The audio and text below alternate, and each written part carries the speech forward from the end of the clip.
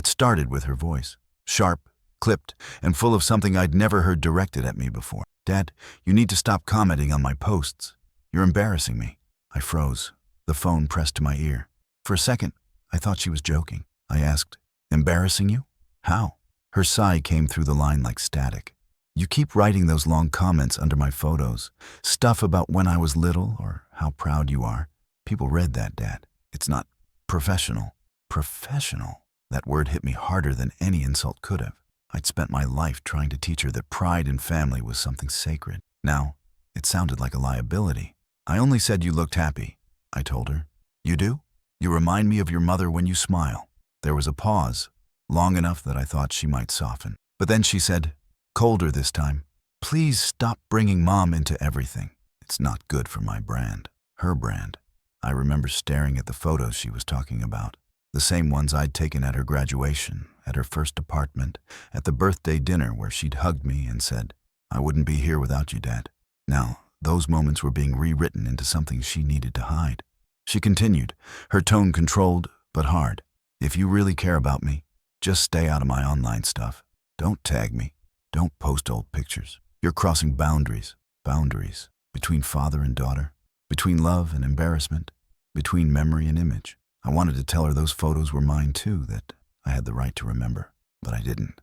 I just listened as she talked about algorithms, sponsorships, reputation, words that built walls between us. When she hung up, the silence in my house felt enormous. It wasn't just quiet. It was hollow, like something sacred had been emptied. I sat there staring at the screen, her latest photos still open, smiling face, perfect lighting, thousands of likes, not a trace of me anywhere.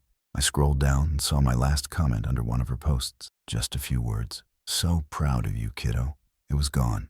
Deleted. That night, I couldn't sleep. I walked through the hallway lined with framed pictures. Real ones, printed and faded with time. Her first day of school, the family trip to Yellowstone, her mother's hand on her shoulder. I wondered how those moments looked through her new lens. Were they clutter to be erased, or proof she once belonged somewhere honest? Maybe this is what happens when memories compete with images, when truth is less profitable than perfection. Have you ever been told by your own child that you're an embarrassment? I started taking pictures of her before she could even walk. The first one was blurry. She was reaching out from her crib, eyes wide, face half in shadow. But I remember thinking, this is the start of everything. From that day on, I tried to capture it. All. Her first steps across the living room carpet, her tiny hands gripping the edge of the couch, the way she laughed when I called her name. Every photo felt like proof that life was moving forward, that I was doing something right as a father. By the time she turned 5, I had an entire closet filled with albums. Real ones, thick pages, plastic covers, the smell of paper and time mixed together. Her first recital, her first lost tooth, her first friend from kindergarten. Every picture carried the weight of a day I didn't want to lose. Back then, she used to flip through them with me, her head resting on my shoulder. "Take more, Dad," she'd say. "I like the way you make me look happy." When her mother got sick, the photos became something more than memories. They were anchors. Between hospital visits and quiet nights, I'd sit by the bed and show her how our daughter was growing, frame by frame. My wife would smile, even when words failed her. "She's got your stubborn eyes," she'd whisper. I took one last picture of them together. A soft light coming through the window, my wife's hand barely touching our daughter's. That one I kept in a drawer, too personal for the wall. Years later, when my daughter left for college, I boxed everything carefully. She hugged me tight before she left and said, "Don't forget to send me those old photos, Dad. I want to post some for Mother's Day." I did, and she did. For a while, those pictures were part of her world again, our world. But something shifted after her career took off. Suddenly, those same photos became inconvenient reminders. "I don't want people seeing me like that," she said once. "It doesn't fit my image." I didn't know what that meant at first. To me, her image was the sum of everything I'd loved about her. The crooked smile, the messy hair, the moments that didn't need filters. But she spoke like those things were flaws. The albums that once made her laugh now gathered dust. One night, I opened the old boxes again. I spread the photos across the kitchen table like a map of years I could still touch. There she was at 12, holding up a trophy. At 16, covered in paint from a school project. At 18, in her cap and gown, tears in her eyes. I could still hear the sounds behind those photos, the crowd cheering, her mother's soft laugh, the sound of my own heart swelling. But now, when I looked at them, I felt something else, distance. Each picture seemed to belong to someone I barely knew. The girl who once thanked me for remembering had learned to live by forgetting. I stacked the photos back into their boxes, sealing the lids gently. They weren't just images anymore. They were witnesses, proof of a life once shared, now disowned. It happened quietly. No warning, no explanation. One morning, I opened my laptop, searched for her name, and the page simply said, "Content unavailable." At first, I thought it was a glitch. I refreshed the browser, checked the Wi-Fi, even restarted the computer like that would somehow bring her back onto my screen. But the truth came slowly, like a cold wind under a closed door. I wasn't seeing an error. I was seeing a boundary. She had blocked me. I tried to tell myself it was a mistake. Maybe she'd updated her privacy settings. Maybe it was temporary. But when I called her that evening, she didn't answer. I left a message, my voice tight and uncertain. "Hey, sweetheart, I think something's wrong with your page. I can't see your photos anymore." She texted back hours later. "Nothing's wrong. I just need some space online. Don't take it personally." I stared at those words until my eyes blurred.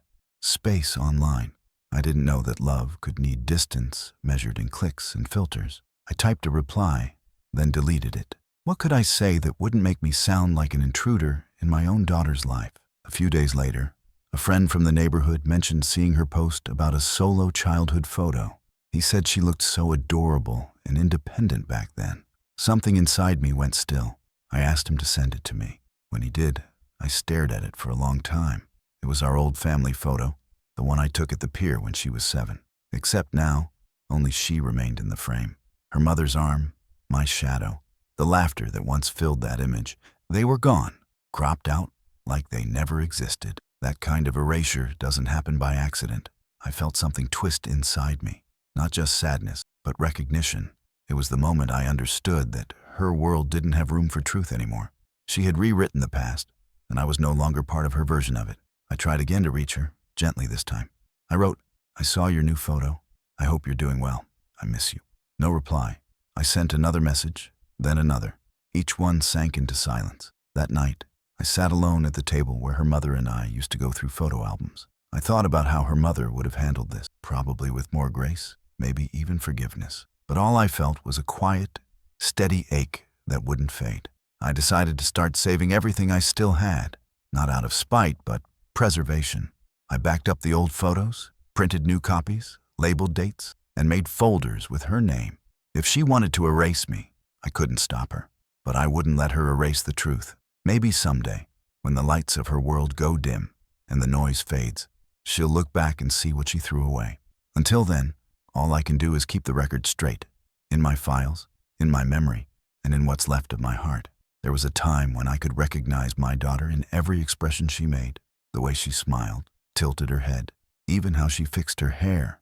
All of it had her mother's gentleness. But the woman I began to see online felt like someone else entirely. Her face was flawless, too flawless. Every picture was staged. White light, luxury furniture, carefully chosen smiles. I used to look for something real. The scar near her eyebrow from falling off her bike, the crooked grin when she laughed too hard. But they were gone, erased like I'd never known her.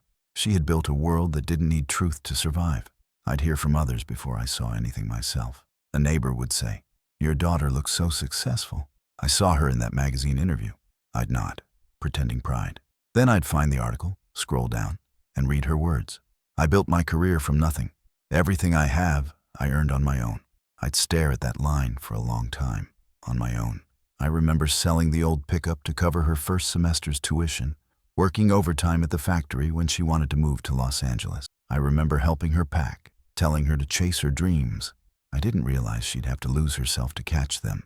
Her posts became her life, and her life a performance. Photos of beaches, studios, hotels, always with captions about gratitude and growth. Yet months passed without a single phone call.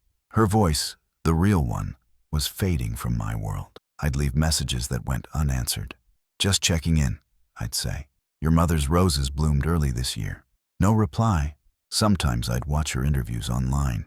She'd sit there, perfectly lit, talking about empowerment and independence. I'd listen to her describe a story that sounded close to ours, a small-town childhood, a father who didn't understand the industry. She said it like I'd been a weight she had to shed. The audience laughed, clapped, and moved on. I can't describe what it feels like to become a stranger in your own child's mouth. There were rumors she'd signed endorsement deals, launched a product line. I didn't care about the money. I just wanted to know if she still remembered who she was before all this. But the more I watched, the clearer it became.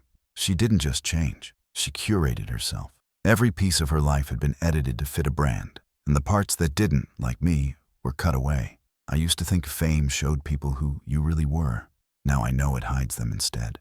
What I saw on those screens wasn't my daughter. It was a reflection she built to keep herself safe from anything that made her human, including me. That realization didn't make me angry. It just hollowed me out. Somewhere beneath the filters, there was still the girl who once called me her hero. But now, even she might not recognize the man she taught to take pictures of love before it disappeared. I found it by accident one afternoon, tucked behind a stack of old tax folders, a small black hard drive covered in dust. For a second, I didn't even remember what it was. Then I plugged it in, and the screen filled with names, dates, and folders I hadn't opened in years. Each one carried a piece of her life. First grade, Mother's Day 2005, college move-in, thousands of photos, thousands of moments she had already erased. I sat there, the quiet hum of the computer filling the room. The first image that opened was of her standing in the rain, holding her mother's umbrella. She couldn't have been more than 10. The light caught her face in that pure, unposed way. No filters, no retakes, just truth. As I clicked through the folders, the years unfolded again. Her first car, the night she sang at the community center, her mother's hand resting on her shoulder at graduation, all of it still here, untouched. The world she'd forgotten still existed, stored inside this tiny square of plastic and memory. I thought about deleting it for a moment. Maybe she was right. Maybe the past should stay buried if it made her uncomfortable. But as I hovered over the delete option, my hand stopped. No, this wasn't about comfort. It was about truth. These weren't just pictures. They were evidence of a life built with love, not branding. Every image told a story she no longer wanted to tell. The messy kitchen during her birthday, the crooked Christmas tree her mother decorated one-handed after chemo, the way I used to photograph her reading on the porch before sunrise. She had turned those moments into liabilities, but I saw them for what they were. Proof that before fame, there was family. Before her image, there was us. I started organizing the folders, labeling them carefully, date by date. It felt like restoring order to a life that had been rewritten without my consent. The more I sorted, the calmer I felt. She might control her followers, her sponsors, and her headlines, but I still held the record of who she truly was. For the first time in months, I felt something close to peace. I realized that truth doesn't vanish just because someone deletes it. It waits quietly, patient, unchanging. I made a copy of everything and placed it in a safe box, one labeled simply with her name, not as revenge, but as protection. One day, if she ever came back, I wanted her to see what she had lost, not through my words, but through her own face looking back at her without the armor of filters and fame. That night, I shut down the computer and sat in the dark, listening to the low click of the cooling fan. For the first time, I wasn't grieving. I was preparing. It started on a Sunday morning. I was having coffee when a headline appeared on my screen. Influencer's past doesn't match her story. My heart stalled. Her name was there, bold and unavoidable. Someone had pieced together old screenshots, family pictures, and interviews, side by side with the new, filtered world she'd built. At first, I thought it was some kind of cruel joke. Then I saw the images. A picture of her as a teenager, standing beside me at the county fair. The same one she'd once called her favorite. Now it was being shared with captions like, "So much for self-made." The comments came fast, thousands of them. Some defended her, others dug deeper. They found school photos, tagged posts, even old blog entries where she'd mentioned her hometown and her late mother. People began asking why she'd denied ever having a small-town upbringing, why she'd said she'd grown up with nothing, when there was clear evidence of a full, ordinary life. She tried to fight back. I watched her live statement later that day, her voice sharp and cracking. "My accounts were hacked," she said, eyes darting away from the camera. "Someone is spreading lies." But I knew that tone, the tightness in her jaw, the way her fingers clenched. It wasn't fear of slander. It was fear of being seen. Her followers began to notice. The numbers dropped. Brands paused collaborations.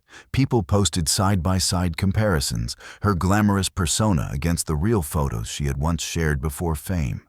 Her mother's smile, our backyard, the peeling paint of the front porch she once posed on for her high school graduation.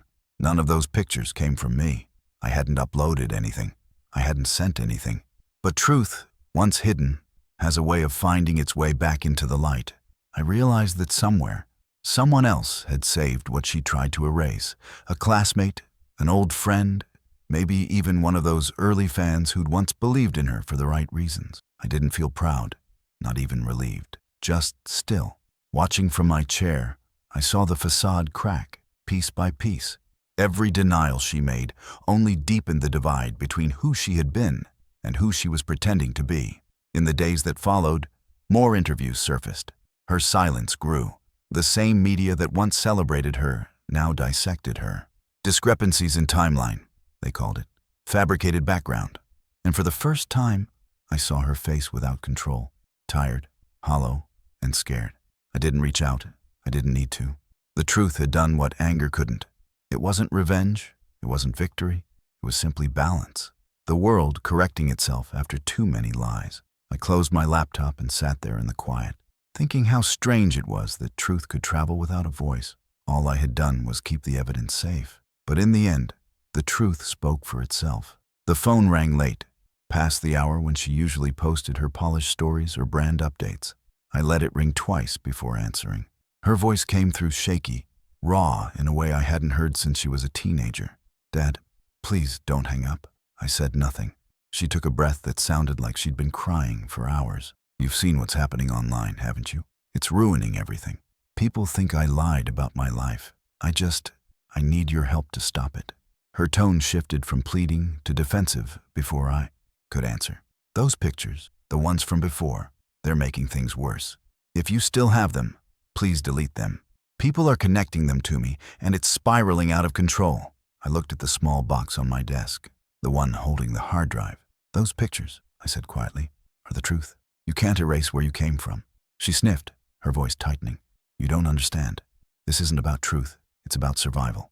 Everything I've built depends on my image. Sponsors are pulling out. I could lose everything." For a moment, I almost felt sorry for her. Then I remembered all the years she spent pretending we didn't exist. "You already lost something," I said. "You just didn't notice when it happened." Her voice cracked. "Why are you being like this? I'm your daughter. You're supposed to protect me." "I did," I said. "All your life. I protected your memories, your stories, even when you wanted to erase them. But protection doesn't mean helping someone lie." She went silent. I heard faint sobs on the other end, followed by the sound of her trying to speak, but stopping halfway through. "They think you're the one who leaked everything," she finally said. "Is that what you wanted? To humiliate me?" "No," I said softly. "I wanted you to remember who you were. The world did the rest." There was a long pause, one of those silences that carries more weight than words ever could. I could hear her breathing, waiting for me to offer forgiveness, but I had nothing left to give. "I can fix this," she said, voice trembling. "If you just say something publicly, tell them I'm not lying." I took a breath and answered slowly. "The truth doesn't need a spokesman." Her breath hitched again, sharper this time. "Then you're choosing them over me?" "No," I said. "I'm choosing peace." For several seconds, there was nothing but the quiet static of distance. Then I heard her whisper, "You don't know what you've done." The line clicked dead. I sat there for a long while, the phone still in my hand, the weight of every word pressing down on me. I didn't feel victory, just the still ache of something final. That night, I placed the phone beside the hard drive and turned off the light. Silence had never felt so loud or so deserved. Morning light has a way of softening even the hardest truths. I sat by the window, watching it move slowly across the floor, touching the edges of the photographs on my desk. The same pictures that had once caused so much pain now felt like quiet companions, no longer evidence, but reminders. For months, I had wrestled with what to do with them. Part of me wanted to lock them away forever, to seal off the memories that had been twisted into lies. But another part, the part that still believed in who she used to be, couldn't let them go. In the end, I realized the pictures didn't belong to the world, or to her followers, or even to her reputation. They belonged to love, to the years that shaped us before image ever mattered. She hasn't called again since that night. I don't check her pages anymore. Sometimes I catch her face in an article or a passing headline, polished and distant. The difference is, I no longer feel anger, just an understanding that the person she became was never built to last. False reflections always crack under the weight of truth. I've come to see that what the world calls image is only light bending at the right angle, temporary, fragile, and easily broken. What endures isn't what others see of you. It's what those who love you remember when no one's watching. My wife's laughter in the kitchen, my daughter's first recital, the sound of her saying "daddy" before she learned to correct it into something more adult. Those are the images I keep now, not on screens, but in memory. It took her downfall for me to understand that exposure was never my doing. It wasn't revenge, it was revelation. Truth needed no permission to be seen. The world simply caught a glimpse of what had always been there. I've stored the photos carefully in an old wooden chest by the window, not as proof of deceit, but as proof of love. If she ever comes back, I'll show them to her, not to shame her, but to remind her that before she became a product, she was a person, that her real story was worth more than any curated one she tried to sell.